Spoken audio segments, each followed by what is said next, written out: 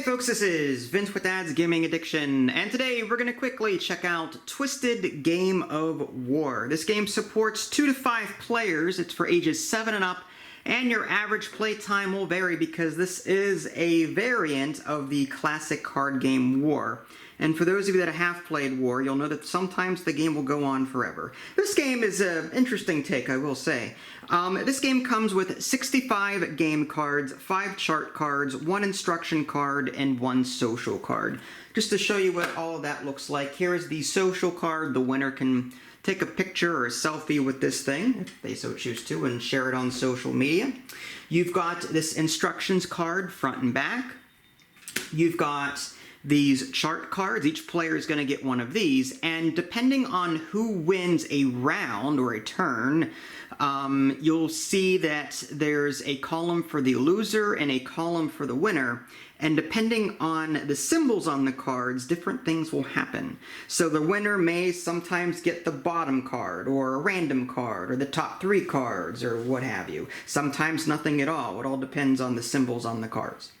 Alright, so the way the game is set up, you're going to shuffle the entire deck, and you're just going to keep dealing cards out to everyone until the cards run out. Again, very typical to the standard game of War.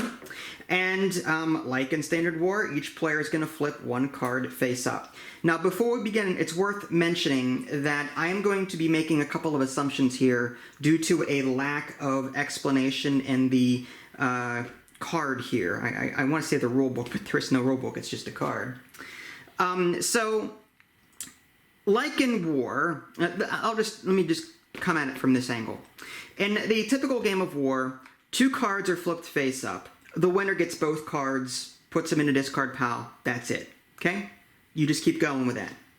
Now, in this game, as I mentioned, you're going to look at this chart to see what cards you take from your opponent, but the rule book, the instruction card here, does not tell you what happens to the original cards. It tells you to go through the deck appropriately. Based on that, the winner gets the certain number of cards, but it doesn't say what happens to the cards in the center.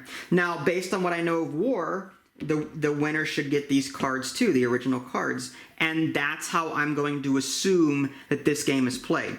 But the rulebook here, again, I hesitate to use the word rulebook, simply says, to determine how many cards the winner receives for each round, you must do, D-U-E, should be D-O, the following. Match the symbol from the left side of the chart, so it's telling us to refer to the chart.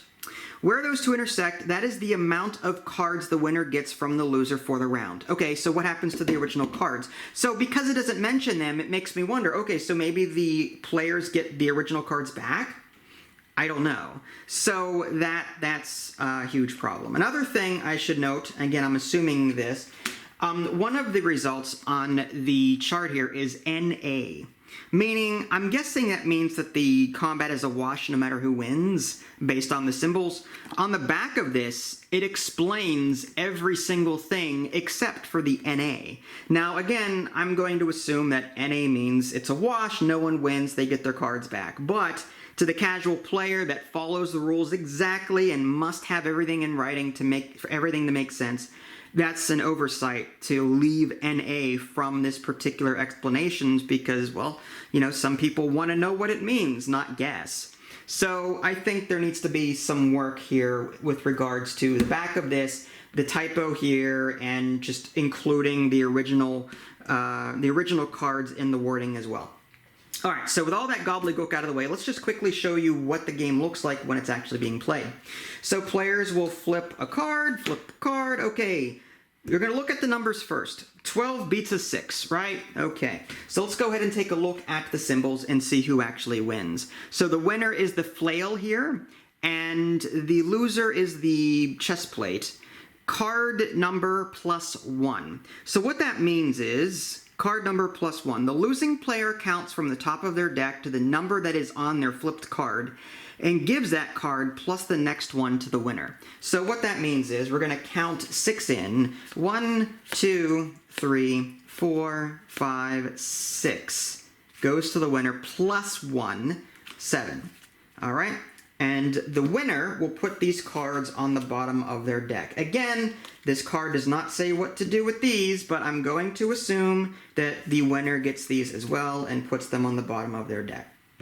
Okay, another example. Flip and flip. 11 beats a 6, so you'd think they would get something, right?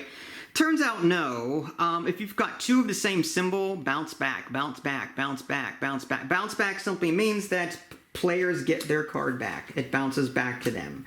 That goes under, and we move on to the next round. Okay? So you're wondering, okay, so what happens in a tie? And in the standard game of war, whenever there is a tie, one card is face down, one card is flipped face up. The face up card is just spoils of that war. That's how you typically win aces in that game. But in this game, it's a little different. You just keep drawing until the numbers are different. So you've got 8 and 8. So we've got a tie here. So now we're just going to keep flipping cards until... okay, so 4 beat a 1. Okay, so in order to determine how the winner gets cards, you're going to ignore the symbols on the other cards and focus on the original cards. So in this case, the bow beats a dagger. So how does that work? Bow, dagger, bottom 2 cards. Okay, so the winner over here gets 2 cards here, and again, I'm going to assume that the winner would get these cards as well. All right, so that's just a couple of examples for you on what this game looks like. As you can see, the deck is varied. There's 5 different suits, and I believe the values range between 1 and 13. The cards are really good quality, by the way. They shuffle very well. I like the art on the cards, very colorful. Very happy with that. I think... as I mentioned, I think the biggest problem really is just lack of rules explanation. I think the developer knows how the game is played, but just didn't convey it well enough on what little room there was on this card. So I think with a little bit of work, you know, this could be a really cool variant of the Game of War. Now this is just an overview video. I do have a written review out there on my official website, www.dadsgamingaddiction.com. Go check out that review to see what else I may have thought about the game.